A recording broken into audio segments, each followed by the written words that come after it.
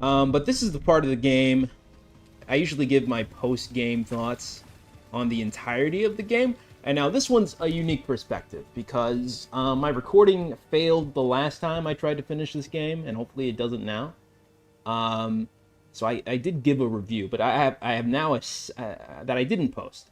So now I have a second playthrough to kind of glean off of, and I can tell you this time, the first time around, I played it in performance mode. This time I played it in like the graphical fidelity mode, and I didn't really. I mean, it's not 60 frames, I guess, but like to my eye, I don't really notice, you know. So all that's to say is I have a second perspective on it. And the first time I was very critical of the game, and I'm going to carry some of that stuff over to this review for sure.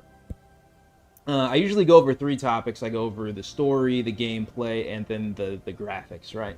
How good does the game look? How stylistic is it? So I'm going to start from best to worst. I'm going to start with the gameplay. This game is a vast improvement over the last game. I didn't even think the last game was that bad, but it's more fine-tuned. It's more precise than the first game. The gameplay, in terms of the traversal and stuff, they've added a lot. The grapple launcher, the wall running, or not the wall running, the like Mario kind of back and forth running, to be able to like jump off of platforms with your zip line. Like the platforming in this game is significantly better than the last game. The last game it was like very like touch and go. I felt. This one it's more precise. If you want to go somewhere, odds are you're gonna succeed in getting there. You're not gonna fall off a cliff halfway through. So that's nice. The combat is just as good. Not just as good. It's better. I'm gonna turn up the brightness a little bit. It's better than the first game. You got like 5 stances, even though I was partial to the stances I used the last game, which was just the single stance and the dual blade. Because I just found those two useful. They do have extra stances, and if that's something you're interested in, that's cool. I'm glad it gives you the option. I do happen to think that single blade and dual blade are still the best way to go, just because with dual blade you're able to block multiple shots and fire them back, and that's kind of like a hard thing to drop. I think I don't think you're ever gonna not want to have that. And single blade, I'm a simple guy. Just something so elegant about just having a sword, just a single sword, and just messing around with it. Not a big sword, not a sword and a gun, not dual wielding, just one sword. It's just something like so elegant about it that I'm a big fan of. But I like that they give you the options, and I'm sure people explored for sure. There's a lot more enemy types in this game. A lot of like animals this time around compared to the last game. Not to say there wasn't a lot last time, but there's so many animals you could kill. PETA, eat your heart out. It's just there's a lot to like love in terms of that. And there's more of an RPG. They've expanded on the RPG elements. We've got Kobo, which is filled with like side quests if you want to do that. And that's fun to do. There are like these Tomb Raider tombs you can explore, and you can get upgrades, and it's like, more puzzles. So I think gameplay wise, this game is great. It's great gameplay wise. I got like I don't think I have any complaints really. I was playing on Grandmaster difficulty, so often they would send a lot of enemies, and that would overwhelm you. But that's my poison that I chose to take, so I'm not gonna really ding the game on that. So that's gameplay. Next, graphics. When it looks good, it's good, but and this is like every game that seems to come out nowadays. There was so much poppin' on my first playthrough, and maybe it kind of got patched out later through, but I was able to play the game entirely in its entirety, and there would be so much poppin'. I would be next to a thing of grass, like where this rock is on the ground next to me. There'd be a thing of grass, and it would pop in and out, and I'd be right by it. If I was looking at a vast expanse on Kobo, where there was a lot of detail out there, it would look like crap.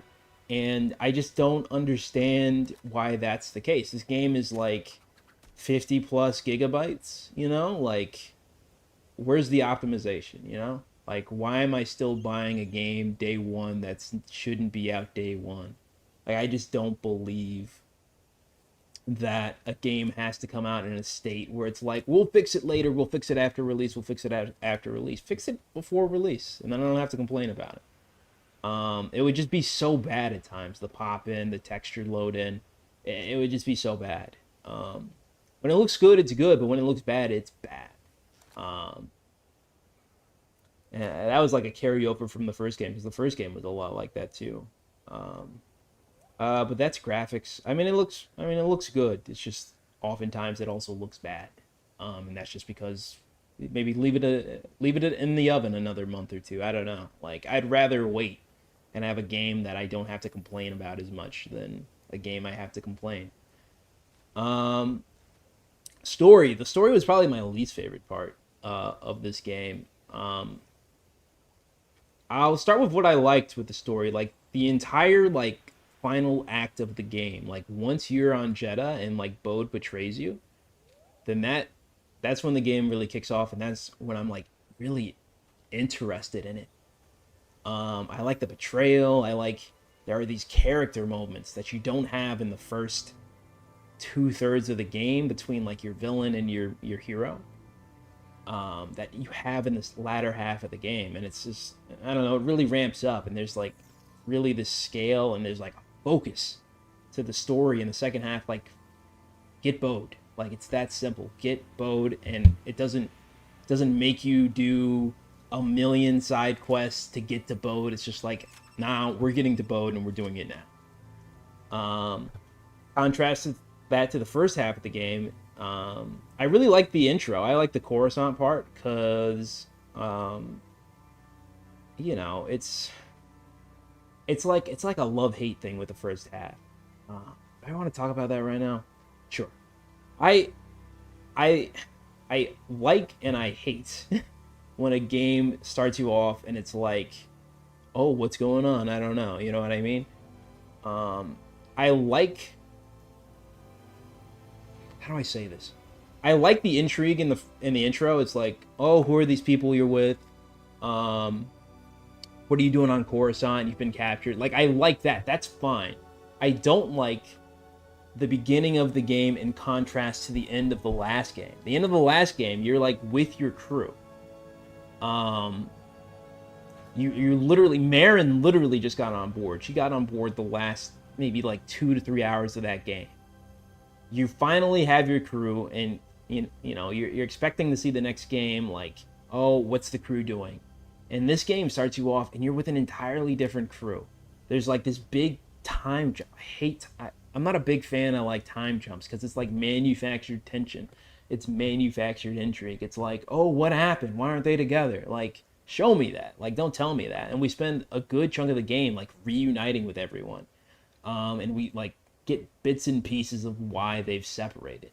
And that's mostly because Cal is like kind of like hell bent on taking on the Empire to his own detriment, and like everybody else kind of like is like, I don't know if I really want to do this. Is this the best thing that we can be doing? And they leave off. That's fine. I just wish there was like a game in between where I could see like every character's kind of like, I can see like Cal, like it'd be cool, like, and I gotta realize I gotta settle with the game I have, not the game that I would want. But like, I just think we're in this space where a lot of games could use a game in between. I think it would have been cool if we saw, we had a game where Cal and crew are, doing this Empire mission, like what they think is a big mission, and they like succeed. But in reality, it doesn't really matter. You know what I mean? Like all that work they put in, it was ultimately for nothing, even though they succeeded because the Empire is so big, if that makes sense. And then everybody else kind of like branches off, or however they want to explain people branching off. But I would rather see that than somebody tell me retroactively this is what happened. It's just, I don't know, it's just manufactured tension, and like maybe there's going to be a reason for it going forward. I think people would have been just as interested in a game like that. It could have been like their Empire Strikes Back, where it's like, we did this and it didn't matter, And then I could see like Cal And then we can open up this game with Cal still trying to fight the Empire and thinking it'll make a difference. And we could be like, why is he still doing this? He lost his whole team and stuff.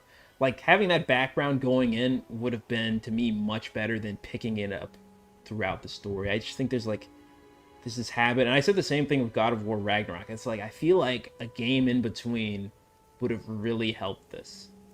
I don't know. I'm not a big fan of time jumps, and that's the reason. I would have loved to see the crew and like been able to bond with the crew, because at the end of this game, I mean, we're pretty much back to where we were at the end of the last game. I mean, we have Grease and we got Marin. Seer's dead, but like we have the crew pretty much. So it's like, I don't know. I don't feel like we needed to skip that part. I don't know what the benefit was. Yeah, and Dagon Gera, I think was his name. Not a great villain. Just very Anakin Skywalker-esque, but slightly more emo. Just not very interesting. He didn't really intrigue me. He was just like, had this, and I guess he could be a parallel to Cal. Just like, he's obsessed with Tanalorr, Cal is obsessed with fighting the Empire. So there's something to learn from there. I just wish, I think that could be the case, but like, he could be more interesting. Dagon Gera. So he just didn't really pull me in, and he's at 2/3 of this game. So, if your main villain for 2/3 of the game ain't that interesting, then like, you kind of lost. And another thing with the story is we spend so much time on trying to get to Tanalorr. We do so many like quests to get to Tanalorr. I don't know. I don't know. I mean, like, it would be nice if we were, like, sidetracked to, like, something else happened and we needed to do this. And that's really, like, that's, again, the last third of the game. Like, Seer dies in Bode. And I like that part because it's, like, it's not this unrelenting quest to get to Tanalorr that, like, oh, we get here, we need the key. We get here, but we need a key. We go to get the key, but we actually need a key to unlock the key. And then we go someplace else to get the key to unlock the key to unlock the key. It's just, like, this never-ending, like, fetch quests. That I'm not a fan of. Yeah, I think the story could have been tighter. Me personally, I always prefer kind of a character-driven story. And I don't know, I feel like a lot of the characters are kind of put on the back burner. Like, I mean, obviously Cal's got an arc. Most characters in here have an arc. It's not the focus of the game, that arc. And I wish that would be more the case. I wish Tanalorr wasn't this overshadowing force on all the characters that it is in this game. Yeah, I hope that makes sense. I don't know. If there was a game in between, I think I would like this game better, but it's just like, it's manufactured tension, man, of a time jump. I don't know what they're going to do with the next game. I could tell you that I'd be... before I get into, like, what I would hope to see in the next game, I'd say this game is worth buying. I don't know if it's worth buying at full price. Not that it's probably full price now. I guess most of the bugs are mostly fixed. I mean, there's still some pop-in, but it wasn't as bad as in my first playthrough. So maybe some patches came in that kind of corrected that. I think the gameplay is fun, and that's what you're going to be doing for the most part. So it's worth buying. I don't know. I'd maybe wait for a sale. Yeah, I guess that would be my verdict. I would wait to get it on sale. I'm not a big fan of the story. And I don't want that to not mean anything. I think there are better story-driven Star Wars games out here. The gameplay is, like, again, it's like, it's next to none, It's second to none. I just wish the story could back that up. Yeah, so that's about my review. What I would like to see in the next game, because it seems like Kata is going to be a big part in the next game. I don't know if they're going to do another time jump to where she's older, which maybe I'd be cool with it, because it's like, are we really going to be walking around the galaxy with a kid? Not that I would mind doing that. God of War Ragnarok God of War, the 2018 one, pretty much did just that with Atreus. So, I mean, it could work. But I wouldn't mind a time jump as much if the only reason for the time jump was just to make the kid older. so we didn't have to necessarily go through the training. Not that I would mind seeing that, but I wouldn't mind the time jump. That time jump makes sense. Last game's time jump just doesn't make any sense because, we didn't really need time to pass. There was no organic reason for time to pass. Aging this kid up, that's a good reason to skip around a little bit if they want to. I'd be fine either way. But I'm excited to see the next game. I'm excited to see kind of Marin and Cal kind of take on this dual mentor role, this surrogate parent role. I think that'd be really cool to see. I don't know where they go next. Because I mean, they're not going to take out the entire empire. That much is for sure. So I don't know. I'd like to see where it goes next. I'm very much interested in the next game. Where this game has left off. Yeah, I think that's about it. Yeah, that's it. Again, thank you guys for watching. If you want to leave a like, God forbid, subscribe, you can. You don't have to if you don't want to.